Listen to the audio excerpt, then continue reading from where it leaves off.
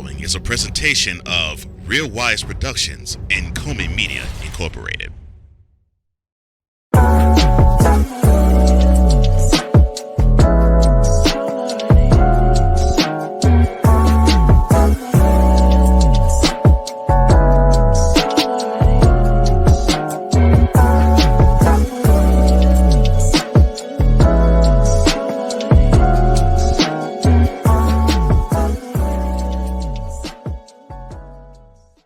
Can you stand the rain? Well, Las Vegas will be saying that next year. Why? That is next on Mentality.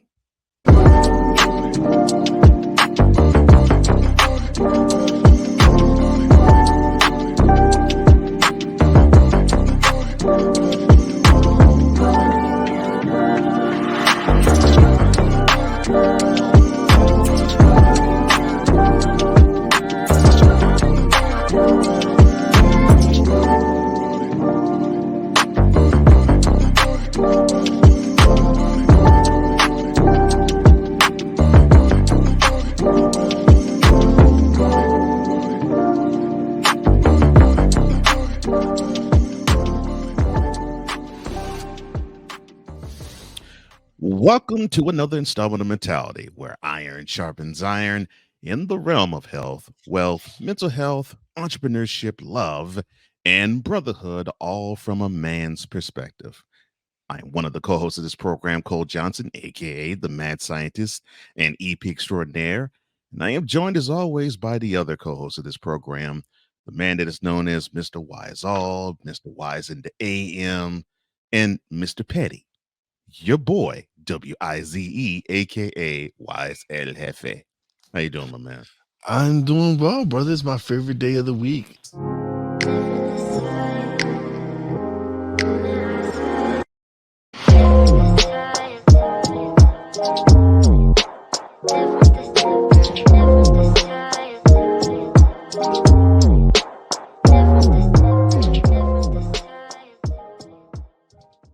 Michael Strahan, the former New York Giant great, he will not return to his gig on Good Morning America this week or next, after nearly 2 weeks being off air. Now, ABC spokesperson said to USA Today, quote, Michael Strahan will not be with us this week as he is dealing with some personal family matters. We appreciate everyone's thoughts and concerns. Close quote. Now, the 51-year-old has been absent from GMA ever since the latter part of October, and hopefully he will return soon. Now, my question to you, of course, you being a Giants fan, and I know you have an affinity for one Mr. Strahan. What are your thoughts in this time for Michael Strahan? If you have any words of encouragement at all. Listen, my prayers are with him. I'm not gonna speculate on what's going on in his life. I just pray that everything works out for him in life. That's all you can do. Yeah. Listen, Michael Strahan to me is one of the best guys in the business right now. Like, as far as his personality, what he stands for, what he does. Forget the fact that he's a Giants great. Besides that, he's done stuff off the field that merit us minding our business, and just all we can do is pray for him. That's all. Pray for him, and then hopefully everything works out for him. Like, it sucks not to have him on there, but people go through stuff, man. Life is not hard. Just because you're a celebrity, that's the thing, right? Yeah. Just because you're a celebrity easy. does not absolve you from life. It doesn't It sure absolve you does from not. life. It Life is gonna punch certainly you in the face regardless. Yeah, life is gonna punch you in the face regardless of whoever you are. It doesn't matter who you are. This is what we're here Yeah. for. We're here to face these challenges and stuff. So my prayers out to Michael Strahan and if it's and his family and everything. Hopefully everything works out for the best, and he's back on TV doing what he does best. Now, there is a member of what used to be called the Central Park Five. Now it's called the Exonerated Five. And a prominent figure that is huge in today's times called once for his execution. Now, one of those exonerated five, you said Salam, will be a member of the New York City Council. Now, he was exonerated for a 1989 attack on a jogger in Central Park, hence the Central Park 5 tag. He won an election this past week without opposition. He easily won a Democratic primary earlier in the year. Do you think Donald Trump owes an apology to the Central Park slash exonerated five? Oh man, when we gonna let this go? Why we keep hashing up the past? Like we all know what the hell he said. We all know what he put out there. If you have not moved on from your life and you're still waiting for an apology, you're gonna be waiting a long time. So why go the rest of your life hating this man? Just move on. He's not. He's where he's at. You are where you're at. I'm sure he's moved on. He's done. Look at him. He's in politics now. So people are just trying. Listen, they're just trying to find anything right now to cause a divide in this country, and it's tiring. It's tiring. Like my man is on to bigger and better things. If Yeah. if waiting for Trump to apologize to him is holding him back, then that's a mistake. Like, but it looks like he doesn't care. He's moved on. Like Mhm. people, it's just people start creating stories out of anywhere, out of anything. Anything. Trump did what he did. That's who he is. Mhm. And that's not going to change. Yeah, Yeah. it's not. It's not. And I've come to realize. Listen. Yeah, I've come to realize that I was hating on a man that was just being himself. 100, bro. Same here. That I came That to was the just same conclusion. he's never been, and that's something I encourage people to like be yourself. And the fact Mhm. that he's himself and you know who he is, you gotta respect that. Yeah, Yeah. like you don't care.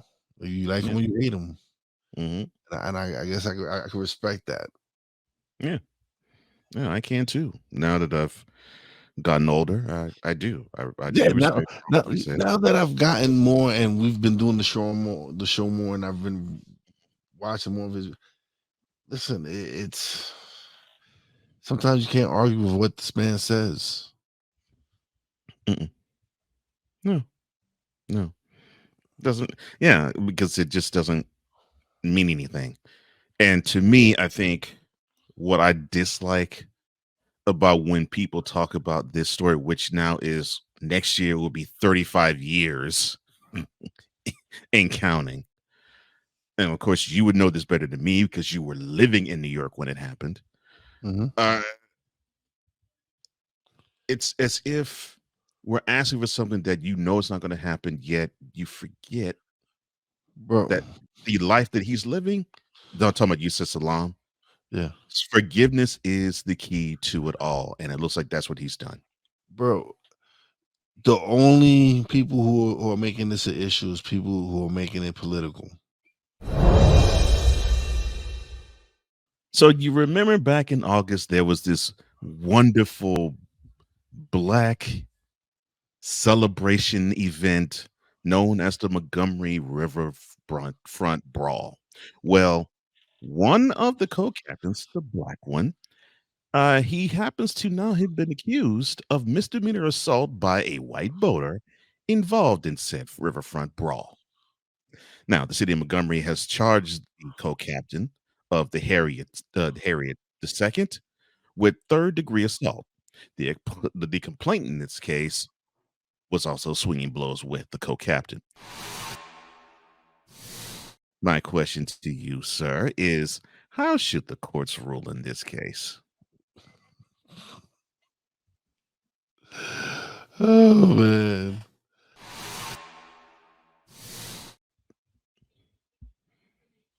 Go ahead, man. Go ahead. Move on, man. Like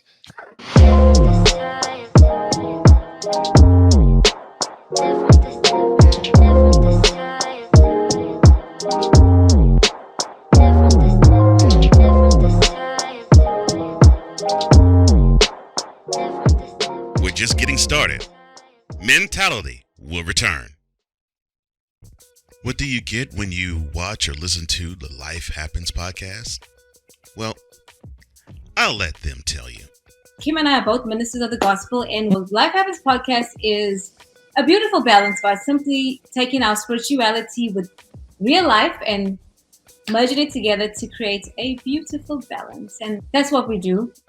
BS3 Network proudly presents Life Happens podcast, where Christianity and life intersect. Live every Wednesday at 7 p.m. Central.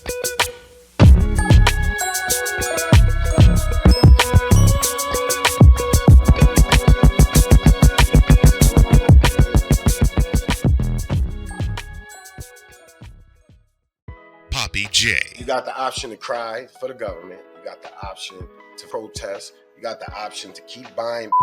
But this is also an option. Wize El Jefe. We're the first tech geeks. We're the first gamers. We're the first everything.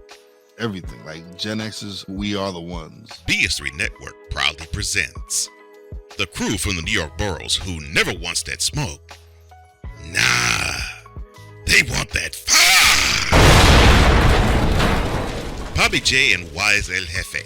Fridays at 9 p.m. Eastern, 8 p.m. Central. Check your local listings for your viewing and listening pleasure.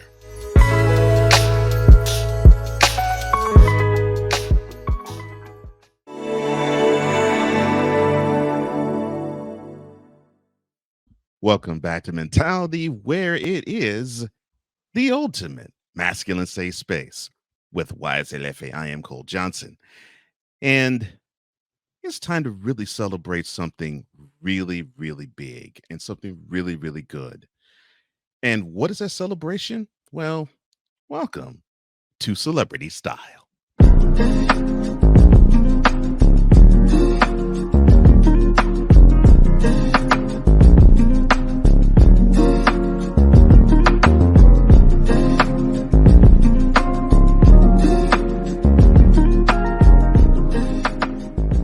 Let's see. Is it really love? Is this the end? Candy Girl, Telephone Man, Cool It Now. Can You Stand the Rain? Oh my gosh, so many songs, and I just scratched the surface of them, and that is the center focus on this segment. New Edition, the band 40 years and then some, will be bringing their style of R&B and new jack swing and hip hop with a pop appeal to it to Las Vegas in 2024. So the Grammy nominated sextet, and yes, there's 6 members, not 5, announced this past Monday that New Edition Las Vegas will kick off at the end of February. The group confirmed 6 residency shows at the Wynn Las Vegas Encore Theater, where acts like Diana Ross, Duran Duran, Lionel Richie, and Brad Paisley have taken that particular stage. Some who have watched this show think that my partner hates New Edition. It is not the case. It is nothing further from the truth. Actually, he's one of the biggest fans of New Edition. What he dislikes is where they came from. Okay, all right. So I had to put that out set the there. record straight because my brother masterfully cut that part out where I says I love New Edition, but so it makes it sound like I hate New Edition. I don't. I hate that's for the furthest thing. I love New Edition. I love Belle Biv DeVoe. I love Johnny Gill. Same. Ralph Tresvant, Bobby Brown. Yeah, I love them all too. too. I'm a fan, but yeah. I am a New York Yankees fan, and so I just want to make sure that it's the city of Boston that really feels my wrath, and they just happen to be from Roxbury, which is a little part of Boston. So yeah, it's not nothing personal. I love New Edition, so I know. So because I was being a brother for you, I had to put that out there as a disclaimer before we begin. Okay. So that people would not think Oh well, well this is easy slam dunk. Why is he gonna go to town on New Edition since he hates him? Since he says F him, he's gonna go to town on him. No, No, it's because they reside from Boston. yo, I'm a big But fan. he loves Yeah, them. Yeah. yes, So how much of an honor is this for New Edition? man. If I was going to Vegas during that time, I don't know. I would probably go see the show. Go I with the would too. wife. I would too. To me, I love their music. hmm It's either single or in hmm a group or the triplets. It doesn't matter. It's Yeah. just I love their music. It's their music is a part of my life. Like hmm Yep. it's I feel our generation is more like we're really in our music really played a part in our growing up Oh yeah, of course it and did. a Yeah. lot of all that. So for me, it's it's something that's this is when you've been this long in the industry, Yeah. you need to celebrate that And they're and still going strong too, man. listen, make that money, make that paper, baby, Yeah. make that paper. Yeah. And I think that's a good thing. All these six brothers in their 50s and they're still doing it. And they're still doing it big. And I love them for it, man. I love all six of them. I salute all six Because of we them gotta for it. say, like we think that when we're in our 20s and 30s, we hit our prime. Like this is our second, right? Like right now, this is our second win. This is our like hmm this is like we take those lessons that we learned early in hmm life now and start really applying hmm to what we're doing and seeing a lot of success. Like I'm seeing a lot of our people generation very successful in what they do. Like hmm Yeah. and so to me it's an honor to see them continue hmm this legacy, but they're just getting better, man. They're just warming up. They are. Oh, I couldn't agree with you more, man. Yeah. I think they are too. And the funny thing is, they have been there's been tales and stories of them being at odds with each other all throughout That's their what time brothers together. do. That's what brothers Well, do. They fight. well, I agree, but I really believe the last 3 4 years this has been the most cohesive they have ever been, and I think it ties into what you just said. All the lessons that you learn, the comfortability of who you are, and definitely we're talking about men, obviously. All the comfortability of who you are as your own man, Mhm. and the comfortability of you being around five other brothers who you know they have your best interests at heart, and you have theirs. It just lends itself to a better experience, possibly now than it was when they were hot. So, Again, because it's maturity. Now mhm, you've gone and lived life and you've done the stupid and now you're like, man, these are my brothers. We're gonna mhm, put these great shows together, make this money, mhm. and go back to home to our families and do what we do. What era of the group? And it could be all six of them. It could be when it was the five of them with Bobby, or five of them with Johnny, or any of the or Johnny solo, or Bobby solo, or Ralph solo. Which era of the group did you like the most, or do you like the most? Man. See, I'm gonna go with the group that the group you didn't even really mention, man. I'm a big BBD guy. Well, there you go. I'm poison, and yeah, I had a feeling you was gonna say BBD. yeah, Mhm. no, poison. That listen, because yeah, because I'm a hip Thought hop it was head. me. I'm a hip Yeah, hop head, I and love so them. yes, Yeah, and yes, they would rap once in a while yeah. On New Edition songs. on Yeah, New Edition, yes, hmm but Bell Biv DeVoe was different, man. they were. Bell Biv DeVoe was an infusion of everything that we was listening to. It, hmm it had that club thing element. It had the hip hop. It had the R&B element. It had a mixture of everything. hmm Their sound was like, whew, Yeah, and it wasn't, and it was street. It it was wasn't like, very street. yeah, it was street. It's very It street. was like, yo, I feel it's like Mhm. Poison. I feel that chick. I know that it's scandalous. You know that girl. Mhm. So it's So it's different. It was different. So I would say the Belle Biv DeVoe era for me was what I enjoyed the most. Even though I love all of them. I love when Same. they're all six together. But Same. Yeah. those three right there really. Belle Biv DeVoe. Yeah. Yeah. Yeah. I would have to say it's close with me. It's between them because yeah, man, when they first came out with Poison, it was to the point where they were so different. I totally forgot they were in New Edition at the time. Yeah. I was like, because it didn't sound like anything New Edition. And even when Bobby came out and when Johnny released his album, solo album, I was like, okay. And he said, I know Bobby then was a part of New Edition, but it sounded New Edition-ish with its own spin. Johnny, it sounded New Edition-ish with even his own spin. BBD, it did not sound like New Edition at all. And it threw me for a loop at first. And then when I was like, oh, that's right. These are the guys that people forget is in New Edition. But doggone, man, they should have done this sooner. I remember saying that.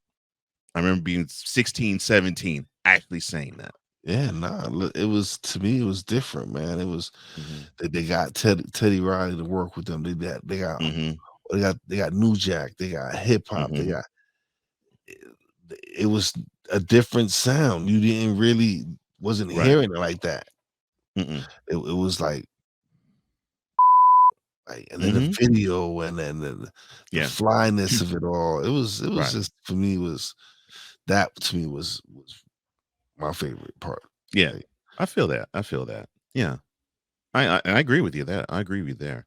To me, it's between that one. It's between them, BBD, and probably Bobby Brown's second album, which of course was "Don't Be Cruel," and that was a great album, though. Yeah, it was a great album, and I think that there's not a track you skip on that album, right? So to me, it's really between those two. And it's like, dang, and of course, Don't Be Cruel, that of course came against, to me, the best New Edition album they ever put out, which was Any Heartbreak. And of course, for those who don't know, that's the album that has If It Isn't Love and Can You Stand the Rain on it. The Any Heartbreak was one of my favorite albums, boy. Yeah. So of course we first knew of them in coming out in 1983 singing Candy Girl, and of course we heard Ralph with the high-pitched voice singing and all the girls flocking to him, and you're looking at them, it's like, dang, they're not much older than me. And you look at their ages from then to now, you look for what they've done from then to now. What message, which is now 40 years and counting with them being in the public eye, and they, of course, formed probably about 4 or 5 years before that, does New Edition's togetherness send for brotherhood?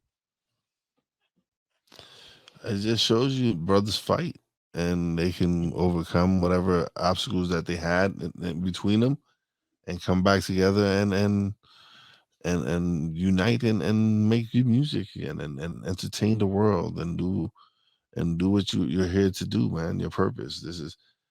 Listen, they've made an impact on a lot of teenage boys' lives and girls' lives. Oh gosh, yes. Yes, sir. Yeah. They've entertained millions of people around the world. Just the fact that they've overcome, like I said, they've gone through their life lessons, overcome all the heartache and all the loss and everything. So for me, it's to see the maturity in them come out and perform, and it's inspiring. It shows you that brothers can fight and come back together and really make things happen.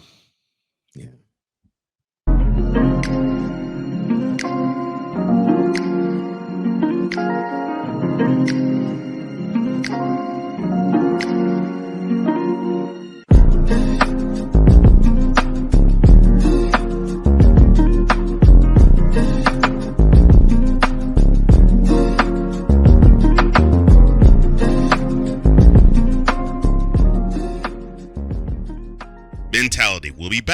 in 2 and 2. Ready to hang with some fellas who know football? Let's ride. LC Muscles 28. I think they're the most overrated defense in the league. Steel Sermon. We did not trail for a single second. Tiny Tim. McCarthy is a bonehead. A Pistol 90. I'm going with my boys. Fins up, baby! Get ready for the Four Horsemen of Pick'ems. Every Wednesday night at 10 p.m. Eastern, 9 p.m. Central on YouTube.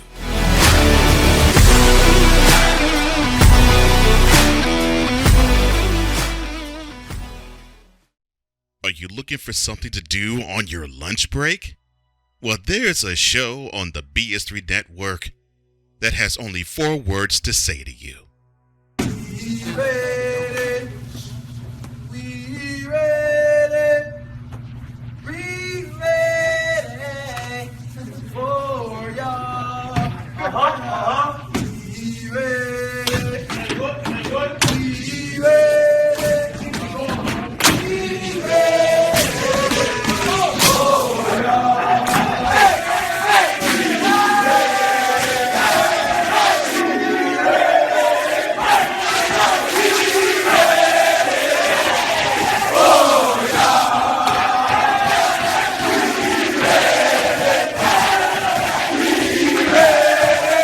The Lunch Break with AJ, powered by JM&E.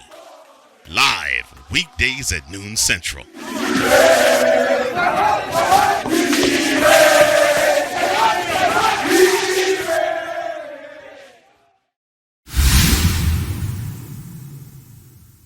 Welcome back to Mentality, where men are men, and that's a wonderful thing.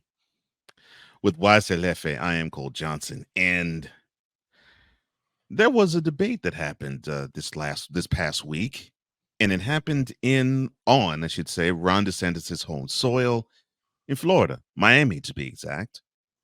And what was unearthed from that, and who attended it? Well, welcome to Politically Speaking.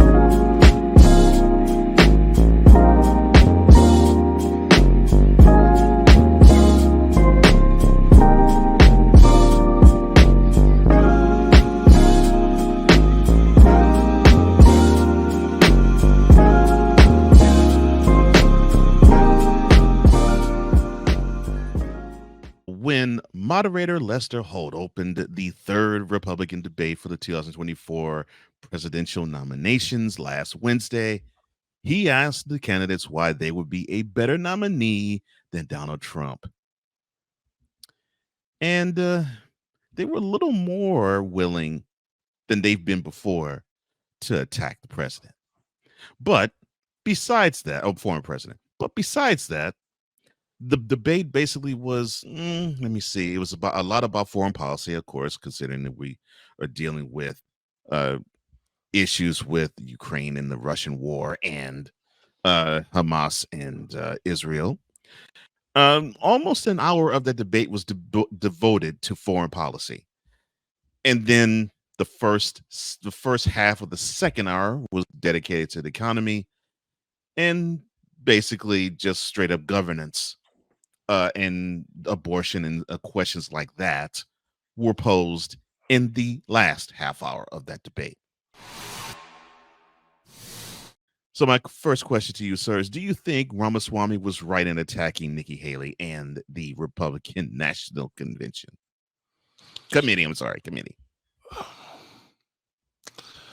Ramaswamy was attacking. Oh, listen, he has to attack Nikki Haley. Mm-hmm. She's the threat. She is the threat. Like nobody really likes Ron DeSantis. Nobody. Why do you think he didn't go after DeSantis? Because nobody likes Ron DeSantis. He might be number 2. He might be number 2 in the polls right now.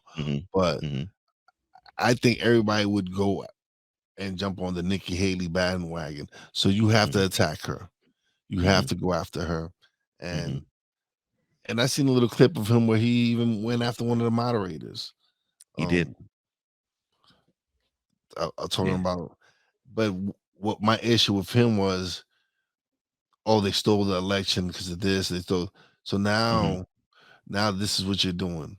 You're going the Donald Trump route. You're going to trying to now you're seeing that okay, there's a shot if I can steal his constituents, if I can start saying that yes, the election was stolen. So now you're coming with these baseless Theories. theories that you have. Oh. And now I'm not feeling you no more now. Like I was thinking, I thought you was for something, you stood for something, but now you see that you're trailing Nikki Haley. Mhm. So you have to attack her, and then you have to go jump on that theory that the license was stolen in 2016, 2020, whatever. We've been down this road before. You just seen this Tuesday what that rhetoric has brought you. Nothing but loss. You have the Republican National Party has looked like fools the last election cycles, including this present one. Yeah, just one that just passed on Tuesday. Including this past one. Yeah, they was getting they got that handed to them again because they are divided on the ends and the phrase and the edges of the debate stage. On our left side was Chris Christie. On our right side was Tim Scott. Now, in anything they said this past week, did either of them do anything to sway your thoughts about possibly them or anybody else conceding? They need to concede. Token Negro definitely needs to concede. Tim Scott, you have no shot. No shot. No shot, Tim Scott. None whatsoever. Stop it. Stop. Just because he looks like the man in the Queeper Wheat Boss doesn't mean he's a token Negro, man. Got me up. No, he's a token Negro, man. Come on, please. Stop playing with me. Stop playing with me. We all know this. Stop. Like this. He's right. Let's not act like. Let's not act like this isn't the truth. Well, let's not like act like they just said, "Hey, Tim, you just gotta run. You're not gonna win, but we need you to run. We need some diversity in there. You're not gonna win, true. Tim. Just know this." And he went in. He went in like a trooper, and he understood. Now he's on the fringes, on the outside of the stage, like he's able to touch the curtains and like that to keep himself entertained. Touch the curtains. So give up, concede now, just stop. And to that fat, greasy, sandwich loving, bridge scandal having fat from New Jersey. Just concede, my man. Just concede. Governor, 0.8%. Even though you did not make the stage, why have you not conceded yet? The trader gave up. The trader's out. But yet I still haven't heard that Governor 0.8% has conceded. Will this debate mark a resurgence for the governor of Florida? Man, it won't mark a research for none of them. They all got slapped again, man. Let's come on. We continue to have this discussion, right? Ain't nobody watched that debate. That debate was whack. They were more worried about what he was doing 30 miles away.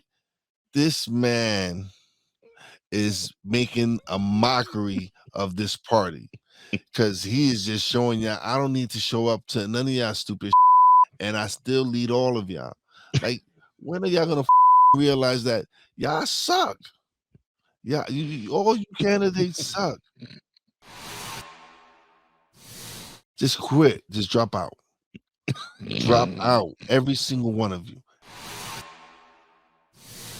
My man is going to court one day in New York, and then the next day he's in Hialeah, Florida, running a rally, and making a mockery of these debates. Mm-hmm. Yes. Showing y'all that people are gonna come support me and not go check out your stupid debate. No one in the party likes any of y'all. That's the biggest problem. Because what sucks is they believe in talking about the past and definitely talking about January 6th. They believe that, well, we're going to talk sense into the constituency, the voting block, our voting block, and understand this guy does not belong back in office because, well, the crap that you saw on the U.S. Capitol soil, he doesn't belong because he is not us.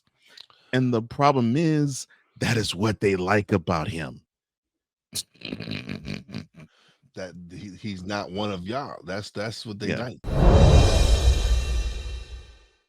So the next debate will be December 6th on the campus of University of Alabama, or Tuscaloosa, Alabama. Should Donald Trump attend the next debate in Tuscaloosa? No. I 100% agree with you.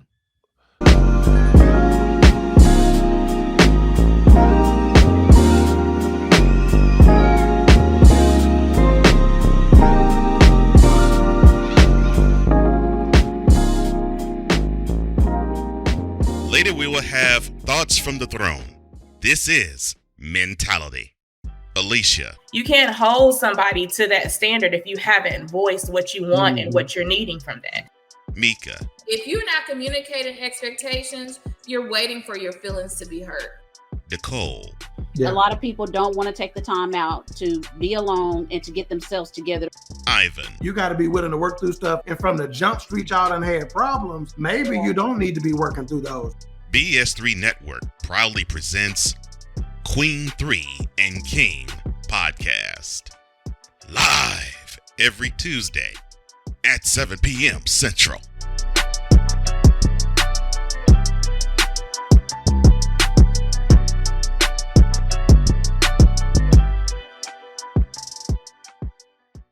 Join the transporter to Hades. Your butt and gut becomes one. Join the reformer of hooker whores. This is my daughter, Placenta Booty Johnson. Join the bronze god. Whenever you are in distress, take off your baseball cap and throw it in the air. Join your very own superhero of broadcasting, Chris Bass. So whatever color crown they get, they palm it and do 2 circles, and that translates to, I can be the black people. As she takes you through the week's paces in Baseline. Live every Saturday at 8 a.m. Eastern, 7 a.m. Central, Pacific time zone people, just stay asleep when this is on live and just catch the recording. Exclusively on the Chris Bass YouTube channel.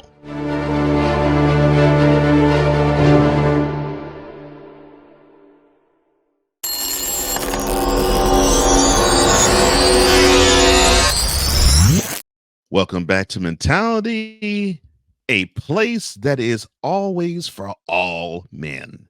With Wize and Cole, I am Cole Johnson. And there's something that is a disturbance in the brotherhood force that we have to discuss right here and right now. No, not between Wize and me. No, just in the nature of brotherhood in general. And what do I mean? Well, welcome to Brotherhood Goals.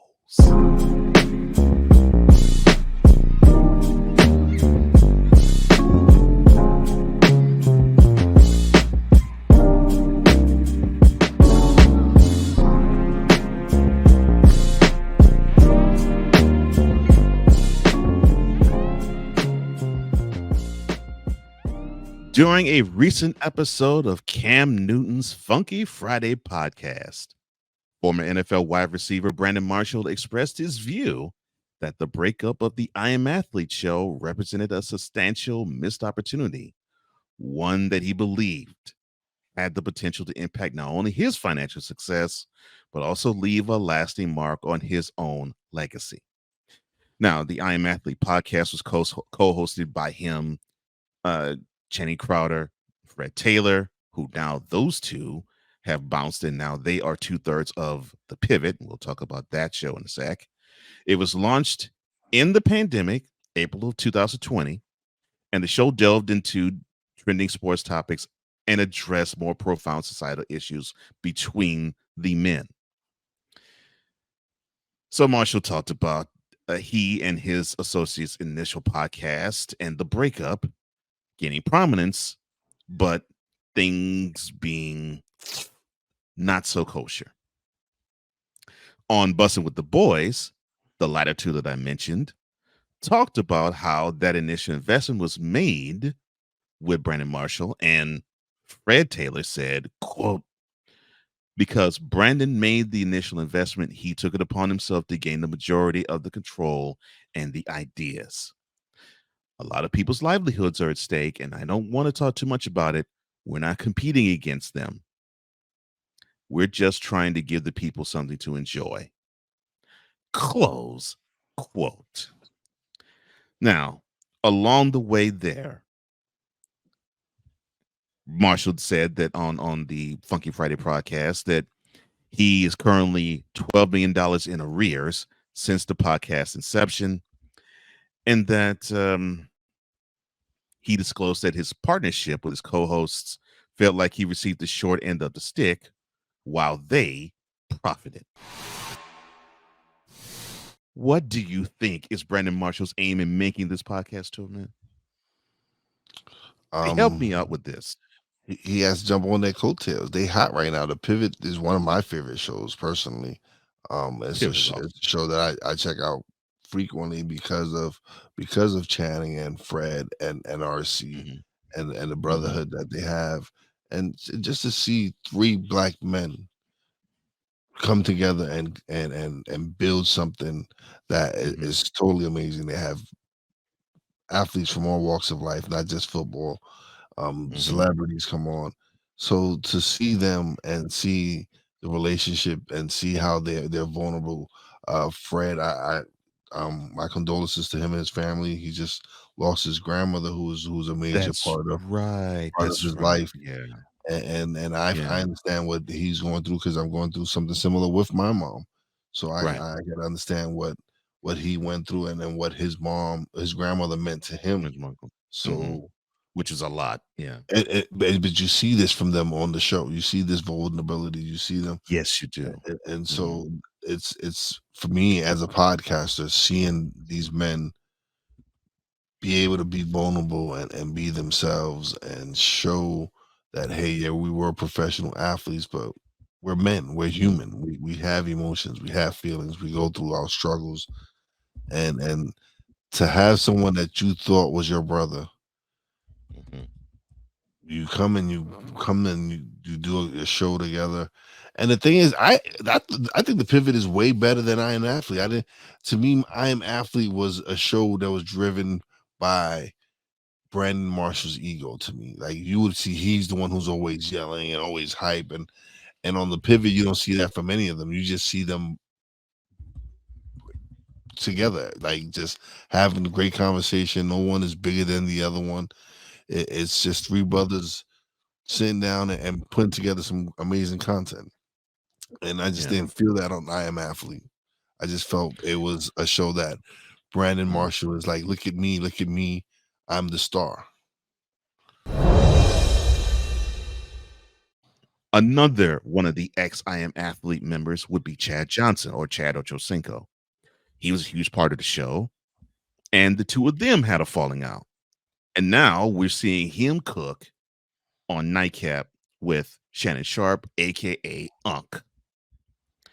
And I'm liking that show too. Now, what do you think about Chad Johnson's success with Shannon Sharpe and Nightcap? Because it just shows you that it wasn't Brandon Marshall. Like he wasn't the factor. He wasn't the it factor. Like you go see Chad Ochocinco with Unc doing their thing. And I enjoy watching their show too. I enjoy their chemistry. I enjoy the banter between the two, and they create great content. So you let you had a great talent, Ocho Cinco. You let that slip through your fingers. You see what Channing and Fred are doing with RC with the pivot. Like I said, it is one of my favorite shows to watch. And they're killing it. They're killing the game. They're amazing. Just the way they get to talk, and there's no one trying to outshine the other.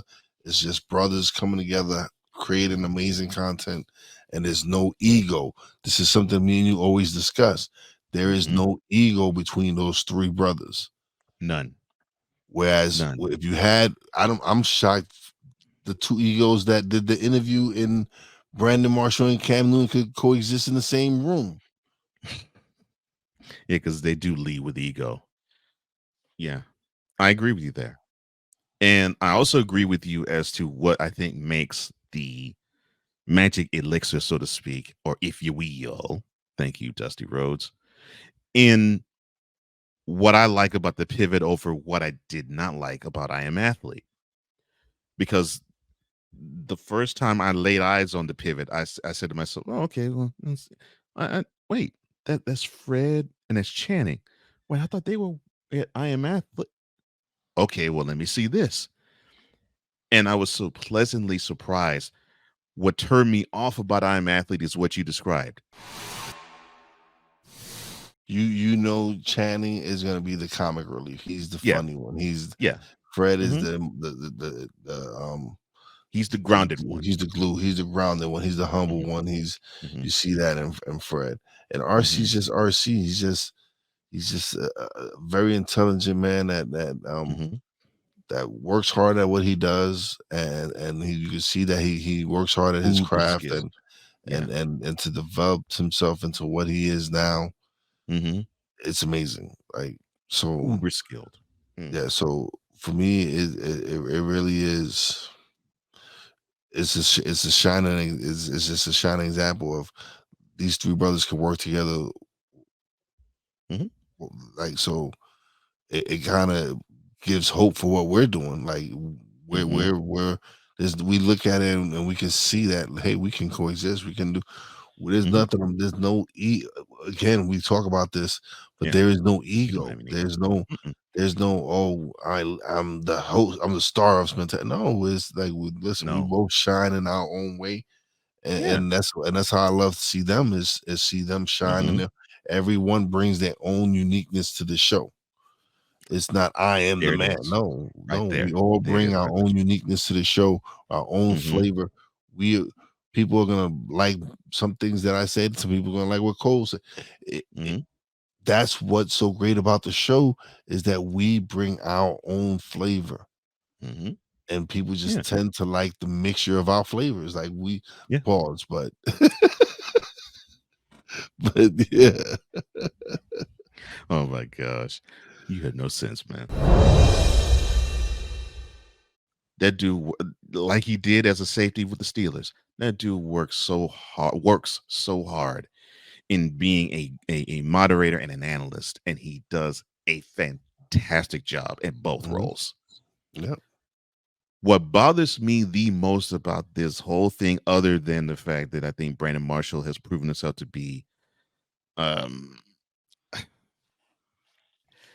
unfit brother in this case, was the fact that he decided to go in on Ryan Clark and call him, quote, corny, close quote. All I have to say is if being corny gets you one of the top shows in YouTube, then I would love to be corny. I would love to be corny. Sign me up. They're doing something. They're doing amazing numbers. People are tuning in and watching their YouTube channel and their content and all that. The producer that they have, she's amazing. She also came from I Am Athlete. That's right. Yep. I forgot about that. Alicia, I think is her name. Yeah. So it just goes to show you, when you get rid of the element that's causing the negativity and causing all the stupidness and replace it with something that's much more positive, much more uplifting, someone who's more about teammates and building a team together and not about me. And you can see the difference. Look how the pivot has blossomed into something that's phenomenal. Yeah. You still got two of the key elements from I Am Athlete. Three of them: the producer, Channing, and Fred. And now you add RC in there, someone who has no ego, who knows how to control the show and moderate the show and do what he does. Look at the outcome. And then you see, and then someone he replaced him with in Chad Ochocinco, he goes with Unk, and they're doing an amazing show that their numbers are growing daily. Yes, they did. They're skyrocketing, and their show is new and it is skyrocketing. Yeah, it's not like a month in, like whatever it is, Right. it's and it's taken off. So who's the one who the key element subtracted from all these things is Brandon Marshall.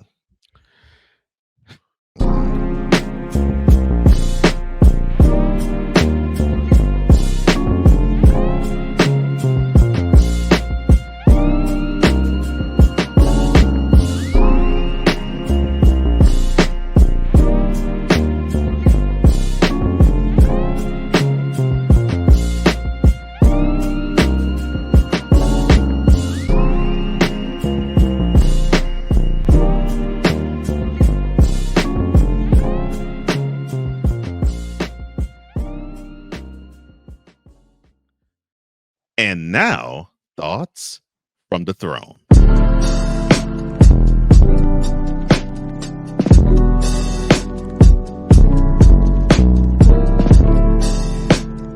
So, actually, man, I want to again give my condolences to Fred Taylor and his family. He lost his grandmother, and she was battling like Alzheimer's and dementia. And like I said, I know the struggle him and his family are going through, because we're going to experience that with my mom right at the moment. And so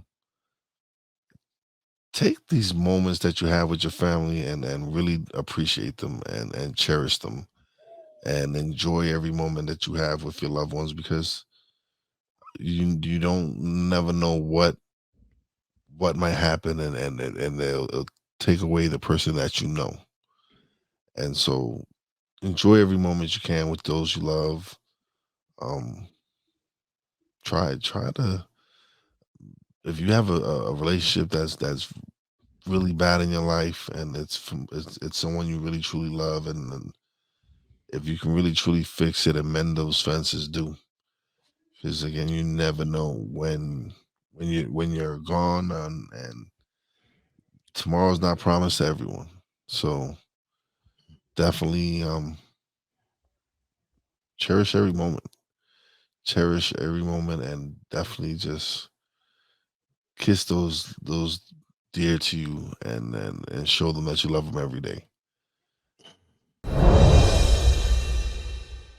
So we witnessed what Brandon Marshall has done with I Am Athlete, and we've seen what has happened with Fred Taylor and Channing Crowder and Chad Ochocinco, where they have gone on to different platforms and flourished while Brandon has not.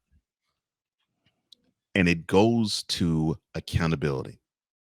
One of the biggest things as men that we have to undergo is accountability. You have to look at yourself in the mirror, and you have to be willing to say, man, I messed up. And it could be hard. It's been hard for me. But when accountability does not happen, you see how it looks. And then you look at that person that is not accountable to himself, and you wonder, what is wrong with this person? What is wrong with this picture? What is wrong with this person? He needs to have a comeuppance.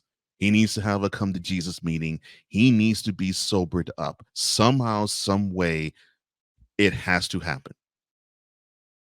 And as a man, if you are not accountable to yourself and your family and your friends and your brothers, it will come back to bite you harder than you could ever imagine.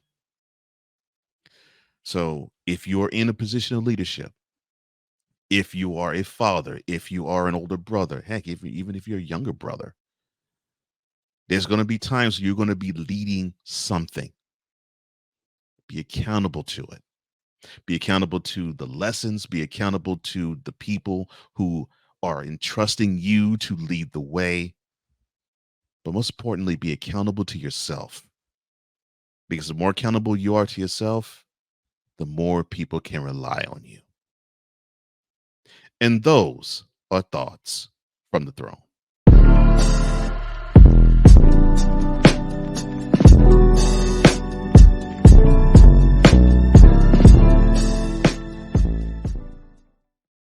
All right, sir. Anything for the mentality audience before we let them go?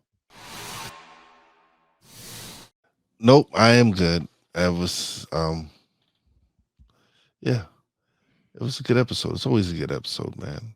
Like I said, but probably when I check out the replay on this, it'll probably be one of my favorites again. We just tend to have some great shows, man. We do. We love you. Thank you for all of the comments that took place in our most recent episode, the one speaking on Arnold Schwarzenegger and Joe Manchin. We totally appreciate those comments. Keep them coming because we want to hear what you have to say, and we enjoy the dialogue because it's a dialogue. Listen, yeah, we enjoy that job. Yeah, y'all enjoying the show. Keep subscribing, sharing. Let's get those numbers up, man, and we appreciate you all. We really do appreciate everything.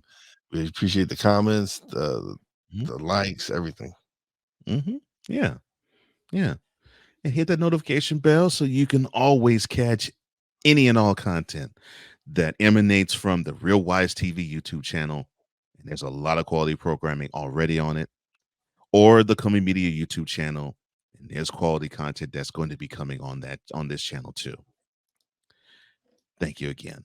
For Wize Alefe, I am Cole Johnson, here to say in parting, as we always do, our secret technique is that we always speak with mentality. See you next week. Peace. That's 100.